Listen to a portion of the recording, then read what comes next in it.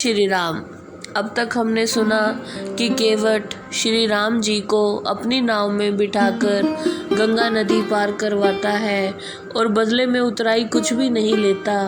और फिर निषाद राज जो श्री राम के मित्र हैं उनसे आग्रह करते हैं कि कुछ दिन उन्हें भी श्री राम के साथ रहने दिया जाए, जिसे श्री रामचंद्र जी स्वीकार कर लेते हैं। आइए अब आगे सुनते हैं श्री रामचरितमानस। तब प्रभु भरद्वाज पही आए, करत दंडवत मुनि उर लाए। मुनि मन मोद न कछु कही जाई, ब्रह्मानंद राशि जन पाई। इसके बाद श्री रामचंद्र जी भारद्वाज मुनि के आश्रम में गए। वहां पर जैसे ही वे मुनि को दंडवत प्रणाम करने लगे, त्यों ही मुनि ने उठकर उन्हें अपने हृदय से लगा लिया। मुनि भारद्वाज को जितना अधिक आनंद प्राप्त हुआ उसका वर्णन नहीं किया जा सकता। वे तो इतने प्रसन्न हुए जैसे उन्हें ब्रह्मानंद प्राप्त हो गया हो। दीनी असीस मुनीस उर अति आनंद अस जानी, लोचन गोचर सुकृत फल मनौ किए विधियानी। मुनि भारद्वाज ने उन्हें आशीर्वाद दिया। उन्हें हृदय में ये जानकर विशेष आनंद मिला कि आज मानो विधाता ने सारे पुण्यों का फल आंखों के सामने लाकर रख दिया है। कुशल प्रसन्न करी आसन दीने, पूजी प्रेम पर पूर्ण कीने। कंद मूल फल अंकुर नीके, दिए आनी मुनि मनो हमी के। मुनि ने कुशल क्षेम पूछकर उन्हें आसन प्रदान किए और उनका आदर सत्कार करके संतुष्ट किया। मुनिवर ने अच्छे अच्छे अमृत के समान कंद फूल मूल और फल लाकर दिए। सिया लखन जन सहित सुहाए, अति रुचि राम मूल फल खाए। भय विगत श्रम राम सुखारे, भरद्वाज मृदु वचन उचारे।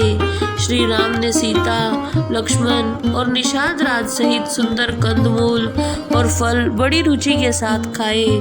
जब विश्राम करने पर श्री राम जी की थकावट दूर हो गई तो वे प्रसन्न हो गए और मुनि भारद्वाज जी कोमल वाणी में बोले, आज सफल तब तीरथ त्यागू, आज सुफल जप जोग विरागू।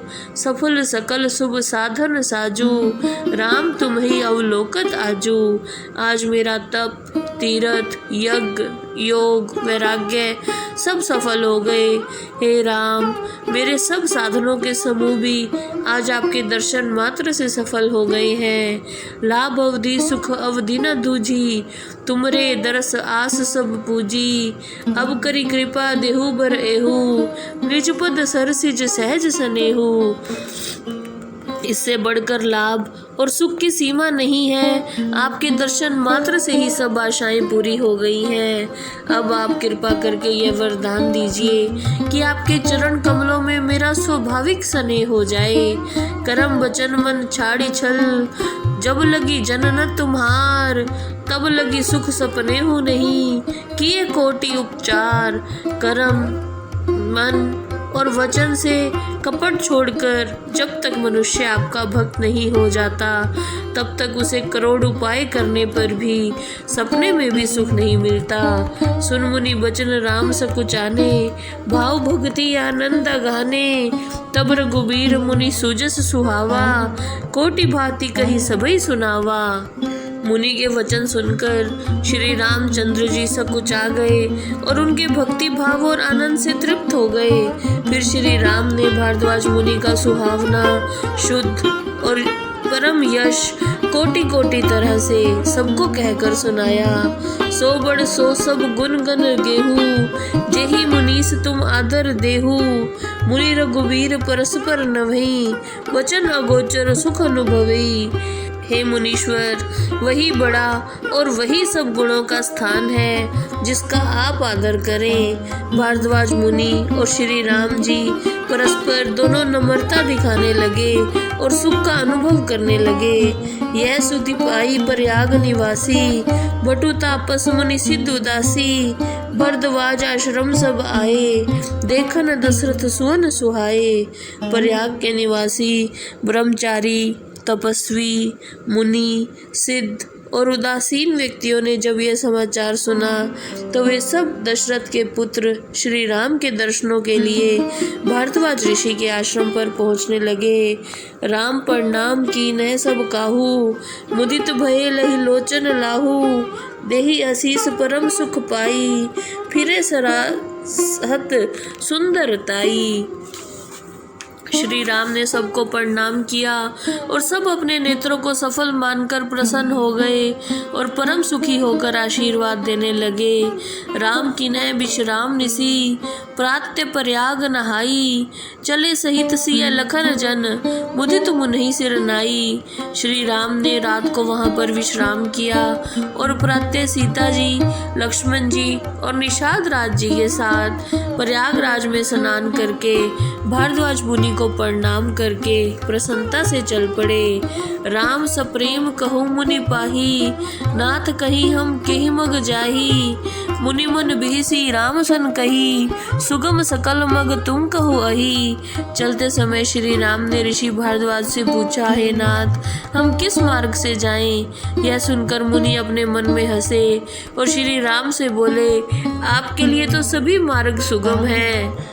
साथ लागी मुनि शिष्य बुलाए, सुनि मन मुदित 50 आए, सब नहीं राम पर प्रेम अपारा, सकल कहीं मृग दिखा मारा। उसके साथ भेजने के लिए मुनि ने कुछ शिष्यों को बुलाया। यह सुनकर मन में प्रसन्न होकर लगभग 50 शिष्य उपस्थित हो गए। उन सभी का श्री राम के चरणों में अगाध प्रेम था। सब कहने लगे कि रास्ता हमने देखा है। मुनि बटु चारि संग तब दीने, जिन्हें बहु जन्म सुकृत सब कीने, करी प्रणाम ऋषि आयुष पाई, प्रमुदित हृदय चले रघुराई।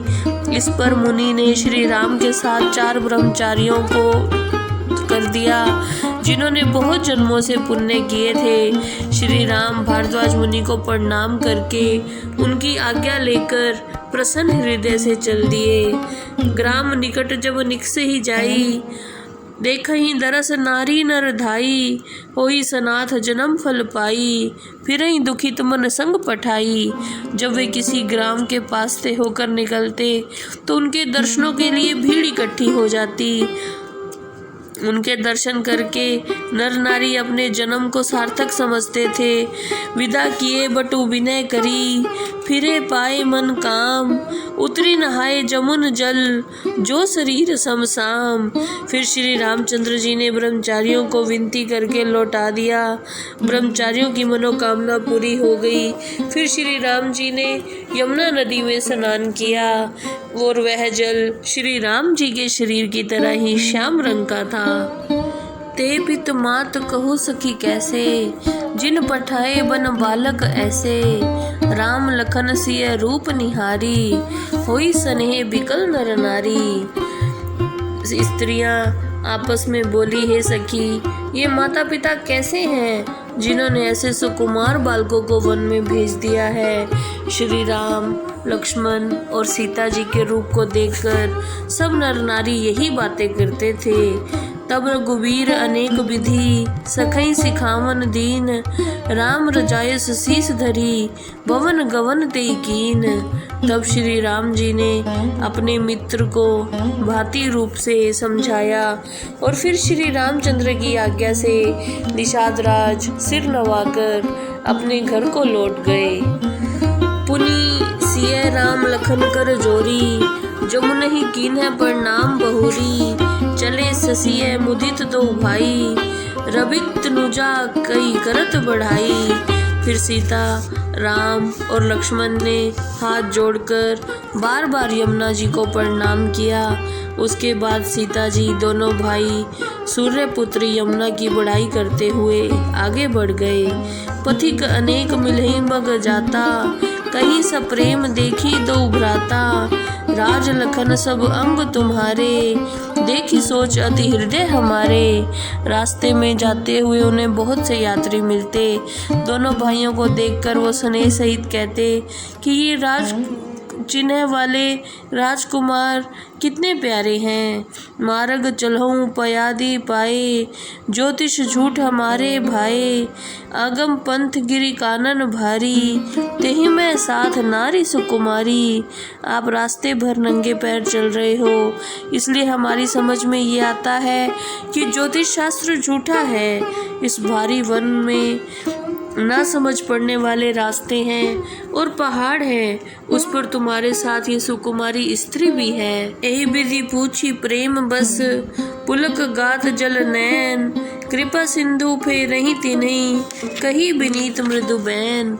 इस प्रकार उनके प्रेम में पुलकित होकर, नेत्रों में जल भरकर जब लोग पूछते, तो दया के सागर श्री राम उन सबको नम्र और कोमल वचन कहकर लौटा देते थे।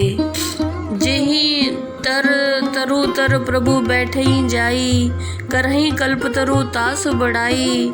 परसी राम पद पदम परागा, मानती भूमि भूरी निज भागा। जिस वृक्ष के नीचे प्रभु श्री राम जाकर बैठ जाते हैं, उस वृक्ष की प्रशंसा कल्प वृक्ष भी करता है। श्री राम जी के चरण कमलों की धूल को छूकर पृथ्वी खुद को बहुत भाग्यशाली समझती है। जय श्री राम।